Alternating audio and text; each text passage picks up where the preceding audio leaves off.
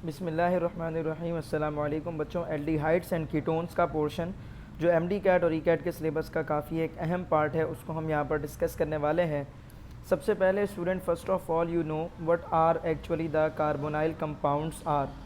आखिरकार carbonyl compounds हम किन्हें कहते हैं, सबसे पहले हम इस बात को जान लेते हैं, ठीक है। उसके बाद बात करेंगे एल्डिहाइड्स एंड कीटोन्स की, ठीक है। कार्बोनाइल कंपाउंड्स हम किसे कहते हैं, first of all you know the idea about it. Carbonyl compounds उन कंपाउंड्स को कहा जाता है जिन कंपाउंड्स में मौजूद हो, कौन मौजूद हो बेटा, जिन कंपाउंड्स में मौजूद हो आपके पास कार्बोनाइल कार्बन, ठीक है। What is actually carbonyl carbon? इस कार्बोनाइल कार्बन किसे कहते हैं? एक ऐसा कार्बन जिसका डबल बॉन्ड बना हुआ हो ऑक्सीजन के साथ, बकिया दो बॉन्ड उसके फ्री हों, उसकी दो वैलेंसीज फ्री हों, अदर एटम्स और ग्रुप ऑफ एटम्स के साथ अटैच होने के लिए इस कार्बन को हम कहते हैं carbonyl carbon. Remember the point, ये कार्बोनाइल कार्बन जिन भी कंपाउंड्स में मौजूद होगा उन कंपाउंड्स को कार्बोनाइल कंपाउंड्स कंसीडर किया जाएगा, जिसमें aldehydes, ketones, carboxylic acids, esters, acylamide ये सब आ जाते हैं, ठीक है। अब एक और बात याद रखिए कि कार्बोनाइल कार्बन में ये जो कार्बन एटम मौजूद है इसकी हाइब्रिडाइजेशन होती है sp2। sp2 हाइब्रिडाइजेशन कब कहते हैं? किसी भी ऐसी कंडीशन में जिसमें कार्बन के जो है वो किसी भी एलिमेंट के साथ double bond at a time form हो जाए और उस डबल बॉन्ड के अंदर पहला जो बॉन्ड होगा हमेशा वो सिग्मा बॉन्ड होगा, जबकि जो दूसरा बॉन्ड होगा हमेशा वो पाई बॉन्ड कंसीडर होगा। तो इस केस में जब कार्बन डबल बॉन्ड फॉर्म कर ले किसी भी दूसरे एलिमेंट के साथ, तो इस कंडीशन में हमेशा कार्बन की जो हाइब्रिडाइजेशन होती है वो sp2 होती है, और जो उसकी शेप होती है बेटा वो होती है आपके पास ट्राइगोनल प्लानर शेप, ठीक है। उसकी जो शेप होती है that is actually the trigonal planner shape होती है, ठीक है। ये एक्चुअली जो है वो कंडीशन है कार्बोनाइल कार्बन की, ठीक है। अब यहाँ पर हमें बात करनी है बेटा एल्डिहाइड्स की एंड कीटोन्स की, सही है। तो एल्डिहाइड्स आखिर किन कंपाउंड्स को कहा जाता है और कीटोन्स हम किन कंपाउंड्स को कहते हैं?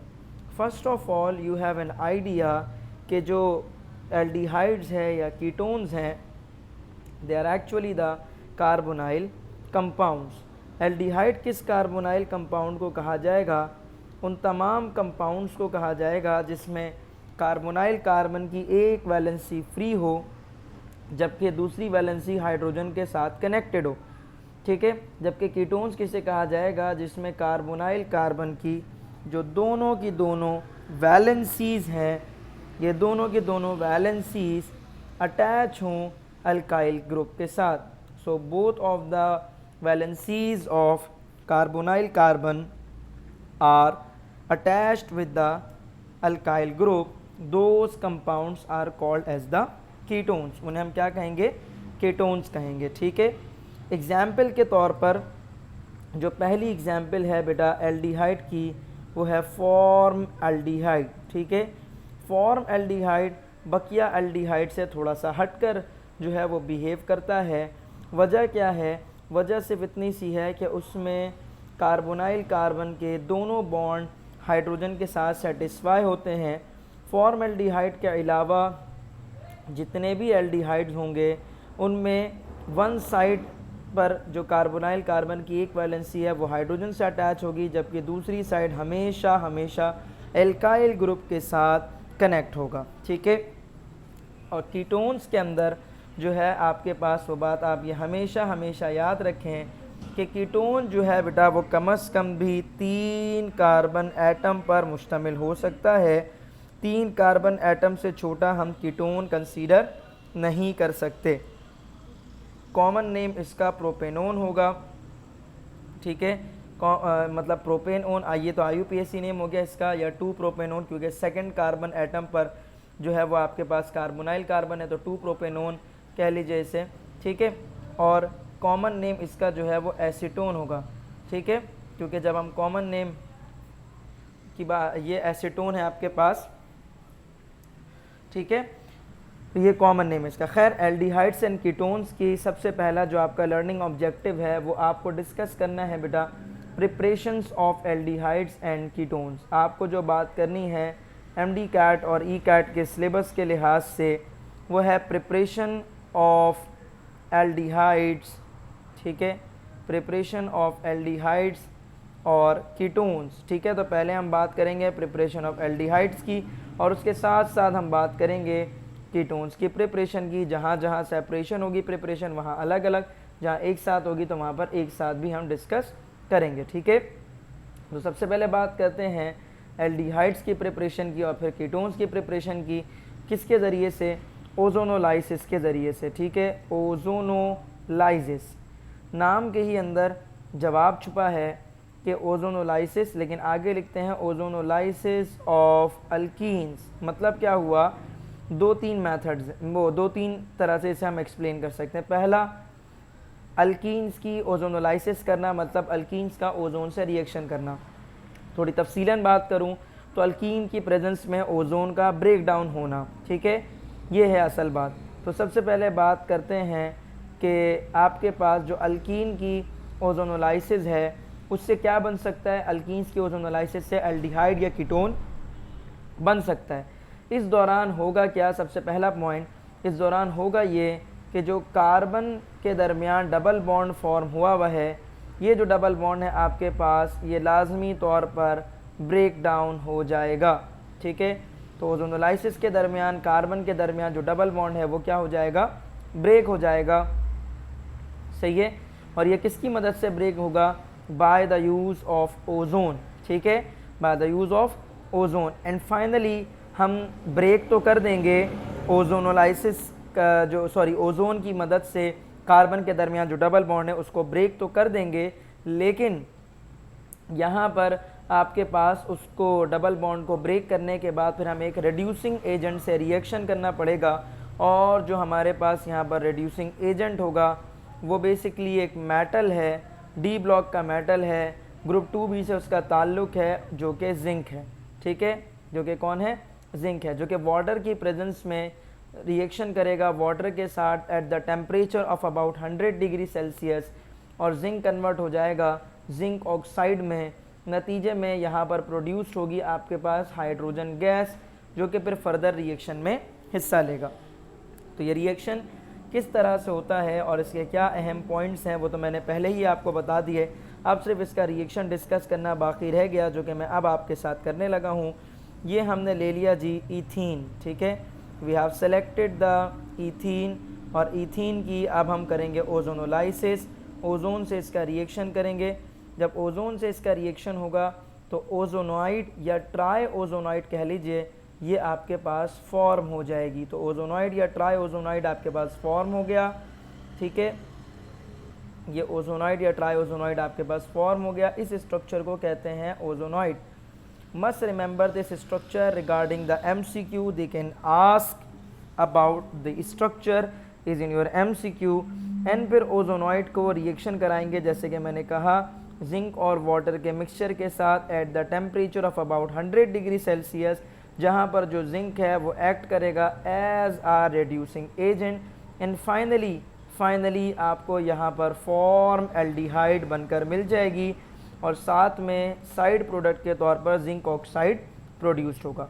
तो इथीन की पहले ओजोनोलाइसिस करके ओजोनॉइड बनाया, फिर ओजोनॉइड को रिड्यूसिंग एजेंट से रिएक्ट करके हमने फॉर्म एल्डिहाइड बना दिया।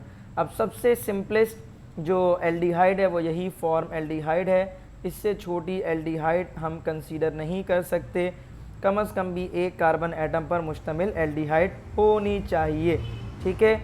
अब फॉर्म एल्डिहाइड के बाद हमारे पास जो, अगर हम कीटोन बनाना चाहते हैं तो सबसे सिंपलेस्ट और सबसे छोटा जो कीटोन है वो एसीटोन पॉसिबल है। और एसीटोन बनाने के लिए मुझे कार्बन के दरमियान डबल बॉन्ड वाला कंपाउंड लेना पड़ेगा। और कीटोन बनाने के लिए कम से कम भी एटलीस्ट जो मुझे एग्जाम्पल कंसीडर करनी पड़ेगी वो है बेटा यहाँ पर 2,3 dimethyl butene. So remember the structure, that is 2,3 dimethyl butene. They can ask in your MCQ के which reactant will react with ozone, तो 2,3 dimethyl butene when reacts with ozone, ozonolysis takes place and ozonoid will be formed, ठीक है, and the ozonoid will be formed, ठीक है। और carbon के साथ ये CH3 यहाँ पर भी कार्बन के साथ वैसे ही CH3 अटैच रहेगा, ठीक है। And now the reducing agent will be used in this process, that is zinc with a mixture of water at the temperature of about 100 degrees Celsius. Finally we have a 2 molecule of 2-propanone और acetone will be formed, ठीक है। हमारे पास 2 molecule form हो जाएंगे acetone के या फिर आप कह लीजिए कि 2-प्रोपेनोन के with a side product form that is the zinc oxide, ठीक है। तो इस तरीके से बेटा आपके पास एल्डिहाइड या कीटोन का ओजोन से आपके पास रिएक्शन होगा, ठीक है। इसके बाद नेक्स्ट जो आपके पास प्रिपरेशन है एल्डिहाइड या कीटोन की, वो है बेटा हाइड्रेशन के ज़रिए से। ये तो हमने जो है वो सैचुरेटेड कंपाउंड को यूज़ किया, दैट इज़ एल्कीन। अगेन एक और एक सैचुरेटेड कंपाउंड जो कि अब हम कंसीडर करने वाले हैं, और वो है बेटा अल्काइंस। तो now we are going to use the alkynes and with the help of alkyne we will produce the aldehyde और ketone. So we will do the hydration, ठीक है। हम क्या करेंगे, हाइड्रेशन करेंगे। किसकी हाइड्रेशन करेंगे, अल्काइंस की हम हाइड्रेशन करेंगे, ठीक है। Alkynes are also saturated compound, more saturated than alkene because उसमें डबल बॉन्ड होता है और इसमें ट्रिपल बॉन्ड मौजूद है, ठीक है। सो एल्काइन को याद रखिएगा कि हम हीट करते हैं, ठीक है। किसकी प्रेजेंस में हीट करते हैं, हम इसको हीट करते हैं विथ वाटर या in the presence of water and also in the presence of H2SO4। यहाँ पर हम जो है वो एसिड यूज़ करेंगे that is H2SO4 and it's mixture with HgSO4। मतलब ये हुआ कि गरम पानी लेंगे, उसमें हम अल्काइन को हीट करेंगे, उसमें हम H2SO4 और HgSO4 का मिक्सचर डाल देंगे, ठीक है।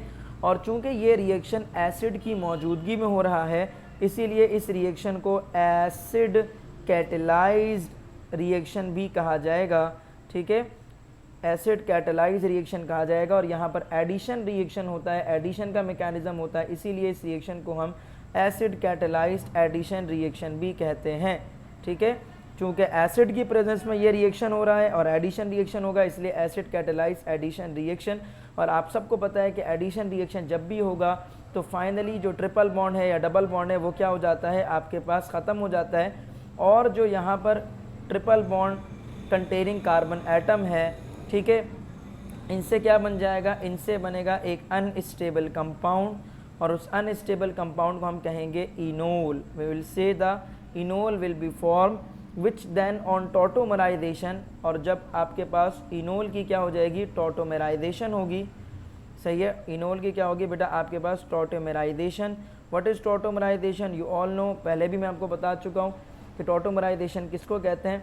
टॉटोमराइजेशन कहते हैं एक ही मॉलिक्यूल के अंदर अगर आपके पास जो है वो जो प्रोटॉन है, ठीक है, एक ही मॉलिक्यूल के अंदर जो प्रोटॉन है उसकी शिफ्टिंग हो, ठीक है, from one point to the another point, और उसके नतीजे में जो दूसरा स्ट्रक्चर बन जाएगा, उन दोनों मॉलिक्यूल को एक दूसरे के हम टॉटोमर्स कहेंगे। तो टॉटोमराइजेशन के बाद आपके पास प्रिपेयर हो जाएगा एल्डिहाइड और कीटोन। तो अब इसका रिएक्शन किस तरीके से करेंगे वो आपको दिखाते हैं, सही है। ये रिएक्शन पास्ट ईयर्स में MD कैट के पेपर्स में बहुत बार पूछा जा चुका है। सबसे पहले हम यहाँ पर ले लेंगे फॉर एग्जांपल इथाइन। इथाइन ये हमने बना दिया। इथाइन को हम बॉयल करेंगे, सही है, बॉयल करेंगे। बॉयल करने के लिए टेम्परेचर हमें रखना होता है, आप सबको पता है, तकरीबन अबाउट 200 डिग्री सेंटीग्रेड। बट यहाँ पर जो टेम्परेचर है that is the 75 degree centigrade, जिस पर पानी आहिस्ते आहिस्ते बॉयल होना स्टार्ट हो जाएगा, खौलना शुरू हो जाएगा, ठीक है। और ये रिएक्शन एसिड कैटेलाइज्ड है, तो इसमें हम H2SO4 और HgSO4 का मिक्सचर यूज़ करेंगे, ठीक है। इसके बाद ये कन्वर्ट हो जाएगा, किस में कन्वर्ट हो जाएगा, इनोल्स में। यहाँ पर मैं इनोल की भी साथ साथ आपको डेफिनेशन क्लियर करता चलूँ कि आखिरकार इनोल्स हम किसे कहते हैं। इनोल कहा जाता है ऐसे कंपाउंड को जिसमें डबल बॉन्ड के साथ साथ OH मौजूद है, उन कंपाउंड्स को हम कहते हैं इनोल्स। तो इनोल्स में ईन का वर्ड लगता है डबल बॉन्ड की वजह से, ओल का वर्ड लगता है OH की वजह से। और यहाँ पर क्या होगा बेटा, यहाँ पर होगा ये कि ये डबल बॉन्ड यहाँ शिफ्ट होगा और ये प्रोटॉन जो है वो इस कार्बन के पास शिफ्ट होगा। फाइनली आपके पास जो है वो एसिड एल्डिहाइड फॉर्म हो जाएगा। ठीक है, फाइनली आपके पास acid aldehyde will be form. ठीक है, acid aldehyde will be form. ठीक है, acid aldehyde will be form जो कि टॉर्टोमेराइजेशन से बना, जो कि टॉर्टोमेराइजेशन से बना है। ठीक है, इसके बाद जो बकिया रिमेनिंग पोर्शन है वो पे नेक्स्ट लेक्चर में हम डिस्कस करेंगे।